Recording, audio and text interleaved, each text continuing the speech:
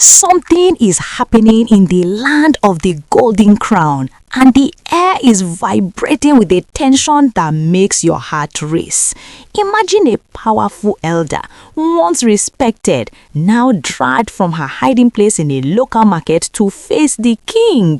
Welcome to Crown Gist, the home of the bold and the place where the crown speaks. If you love the deep secrets of the palace, you are in the right spot. Do me a quick favor, hit that subscribe button and join our royal family so you never miss a heartbeat of this story. Before we enter the gates of this gist, let's commit this to the hands of the Almighty. May every hidden secret meant to destroy the innocent be exposed by fire. We pray for clarity for the Golden King and protection for Dr. Elizabeth. May the truth set the palace free. Amen. The atmosphere in the land of the Golden Crown was vibrating with a strange energy, the kind that makes the hair on your neck stand up. The Golden King had spoken, and his word was like thunder. He ordered that Olori Iya Kosi be brought before him immediately. This wasn't a request, it was a royal command that shook the very foundations of the palace. You see, Olori Iya Kosi wasn't just anybody. She was one of the senior elders, a woman who knew the deep secrets of the ancestors. But when the Golden Crown elders were purged and 13 of them were thrown out, she was one of the 4 women who left in total disgrace. These women, they don't play. Rumor has it that they belong to a circle that has sworn never to let Queen Naomi find peace. To them, the queen is a threat, a light that exposes their dark corners. They hate her with a passion that is hard to explain, almost like she is the biggest nightmare in their coven. For 2 whole days, the palace guards were like hunting dogs. They sat everywhere. Olori Iya Kosi had vanished. She didn't go to a 5-star hotel. She ran to the city of Osogbo to hide in her daughter's house, a woman who sells lace in the middle of a busy market. Can you imagine? A whole palace elder hiding behind bundles of lace and noisy market women just to escape the king's gaze? But you know what they say, the king has 1,000 eyes. They tracked her down through her family and children, and they brought her back in chains of shame. When she finally stood before the Golden King, the silence in the room was so heavy it felt like the walls were closing in. Olori Iya Kosi didn't even try to form strong woman. She fell to her knees, the dust of the market still on her clothes, and began to wail. She wasn't just crying for mercy, she was crying because she knew the truth was about to leak out like a cracked pot. She looked up at the king and dropped a bombshell. I did the work, but I didn't bring the ingredients. She began to implicate her motherco and gospel, claiming that the spiritual cleansing they did for Dr. Elizabeth was compromised from the very start. She spoke about the sacred Omi Akoko, the first rainwater, and how something dark was hidden inside before it ever touched Dr. Elizabeth's skin. The drama is just starting, and the Whahala that is coming is bigger than anyone expected.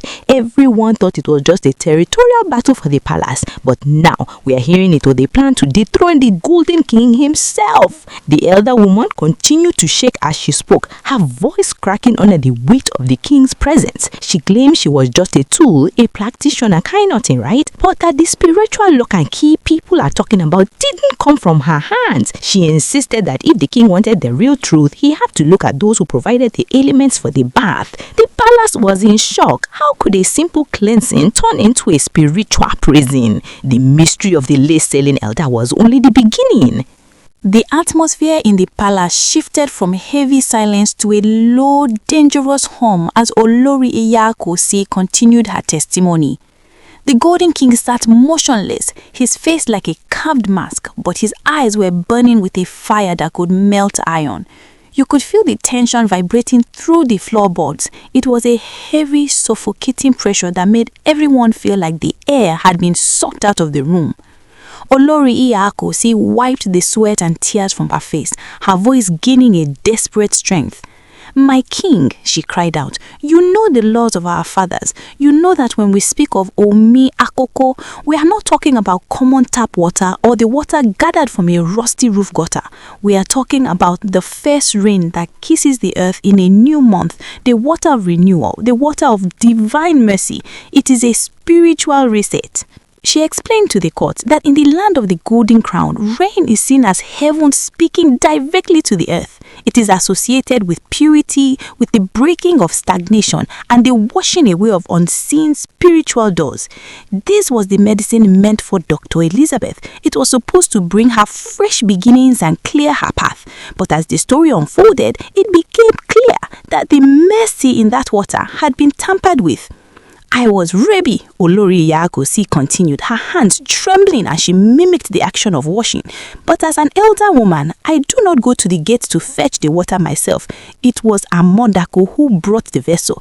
He was the one who claimed to have gathered the rain directly from the sky, ensuring no roof or human hand had defiled it. Now, this is where the story gets really twisted, because the ritual was for a woman.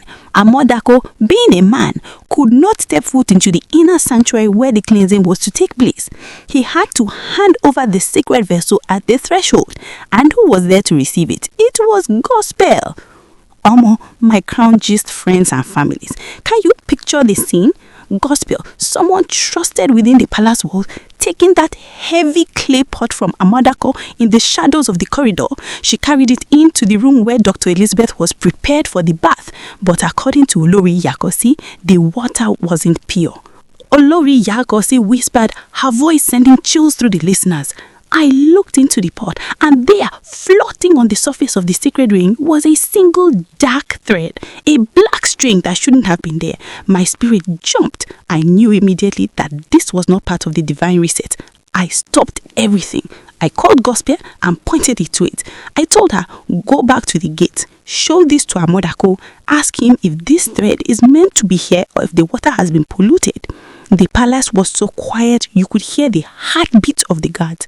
Olori Iya Kosi claimed that Gospel took the message, disappeared for a few moments, and then returned with a look of absolute certainty. She told the elder that Amadako said the thread was part of the work, that it was necessary, and that they must proceed without delay. So I poured the water. Olori Iya Kosi wailed, hitting the ground with her palms. I poured the water over Dr. Elizabeth, thread and all. I followed the instructions of the one who brought the source and the one who carried the word.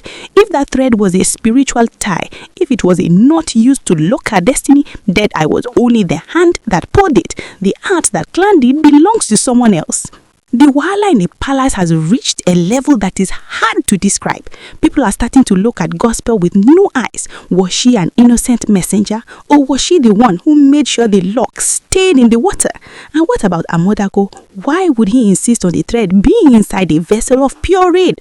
The Golden Crown elders are whispering that this wasn't just a cleansing, it was a setup. The Golden King finally leaned forward, his voice a low growl that shook the room. He commanded, bring me Gospel and find Amodako. If a thread has been used to tie a soul in my palace, someone will pay with more than just their position. The suspense is reaching a breaking point. The elder woman has opened a door that cannot be shut. She is claiming that she is being framed and that the real dark-hearted ones are still walking free within the palace gates. The mystery of the Omi Akoko has turned into a flood of accusations, and nobody knows who will be sweating in next. The palace gates seemed to groan, and the weight of Olori Iya Kosi's words settled over the land of the Golden Crown. The mystery of the black thread had turned a simple spiritual bath into a crime scene of the soul. Gospel, who had always been seen as a pillar of support, now found herself standing in the center of a whirlwind. The Golden King demanded answers, and the atmosphere was vibrating with an intensity that made everyone's skin crawl. Call her, the king roared, and within minutes, Gospel was brought forward. She looked pale, her eyes darting between the weeping elder on the floor and the stern faces of the Golden Crown elders. Olori Iya Kosi didn't wait for her to speak. She pointed a bony finger, her voice cracking with a mixture of fear and venom. Tell the Golden King what happened when I showed you the thread in the Omi Akoko. Tell them how you went to Amodako and came back telling me to proceed. You are the one who carried the water, and you are the one who carried the lie. Gospel stood them, her hands clasped tightly in front of her. The silence in the palace was no longer just a lack of noise. It was a physical force pressing down on everyone like a heavy blanket.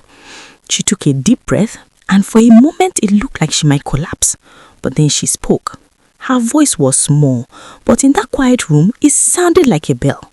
"My king," she began, "it is true that I collected the water from Amodako. It is true that I brought it to Olori Iya Kosi. But what she is saying about the thread, it is not the whole truth." A collective gasp went through the room. The Whahala was doubling by the second. Gospel claimed that she did see the thread, but when she went back to Amodako, he didn't just give a simple yes. She alleged that Amodako told her that the thread was a protection seal for Dr. Elizabeth, a way to ensure that as the water washed her, her glory would not be washed away with it. He told her it was a secret of the high elders, something a younger woman like her shouldn't question if she wanted to stay in the palace's good graces. "I was afraid," Gospel confessed, tears finally breaking through. "I am just a servant of the crown. When an elder like Amodako tells me something is for the protection of Dr. Elizabeth, who am I to say no? I brought the message back exactly as he gave it. I didn't know it was a lock. I thought it was a shield." The plot was thickening faster than cold palm oil. Now, it wasn't just about a ritual gone wrong, it was about a calculated manipulation of the palace staff. The Golden Crown elders began to argue among themselves. Some believed Olori Iya Kosi was trying to save her own skin by throwing a younger girl under the bus. Others felt Gospel was too quiet for too long and her silence made her an accomplice. But the biggest question remained: where was Amodako? If he was the source of the water and the one who insisted on the thread, he held the key to the entire mystery. The Golden King signaled to his guards, "Search every corner of the land of the Golden Crown. If Amodako has fled, it is a confession. If he is still here, bring him in chains." As the guards scrambled, the focus shifted back to the spiritual state of Dr. Elizabeth. If she had been bathed in water that was intentionally locked with a thread, what did it mean for her future? The elders whispered about spiritual stagnation, about a life that looks beautiful on the outside but is tied firmly to a stake on the inside. Olori Iya Kosi continued to wail, claiming that her hands were clean because she was just a bath attendant. But the Golden King wasn't buying it. He knew that an elder of her standing should have known better than to use tampered water regardless of what a messenger said. It was becoming clear that there was a coven of interest all working toward one goal: to dim the light of the palace and eventually dethrone the king. The suspense was reaching a fever pitch. Every eye was on the palace entrance, waiting for the guards to return with the man who held the secret of the black thread. The air in the room felt tight, like a bowstring pulled to its limit, ready to snap at any moment. The palace gates creaked with a sound that sent shivers down the spines of everyone present. The search for Amodako had reached a climax and the guards finally returned, but they weren't alone. The atmosphere in the land of the Golden Crown was no longer just tense. It was vibrating with a spiritual electricity that felt like a storm was about to break. As the guards stepped into the light, the truth began to unravel in ways that no one expected. Olori Iya Kosi looked up from the floor, her eyes wide with terror. She had spent the last hour trying to shift the blame, but as the pieces of the puzzle started fitting together, the picture was becoming too clear. It wasn't just about a thread in some water.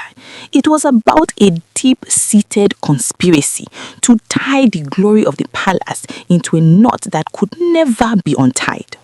The elders whispered that this locking of Dr. Elizabeth was a symbolic act. If the woman closest to the king could be bound, then the king himself would eventually lose his grip on the throne.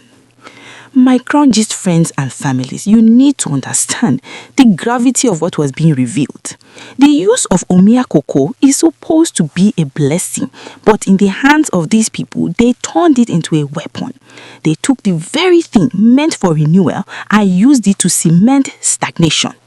As interrogation continued, more names began to drop, and the web of the Coven seemed to spread further than anyone dared to imagine.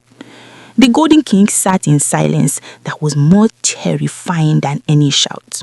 He watched as Gospel and Olori Iya Kosi traded accusations, their voices rising in a desperate attempt to stay afloat as the ship of their secrets sank. The king knew that the lock and key drama wasn't just palace gossip. It was a territorial battle for the very soul of the kingdom. A Queen Naomi was the light that they hated, then Dr. Elizabeth was the gate they tried to bar. But as we wrap up this intense update, I must remind you all to keep a head level.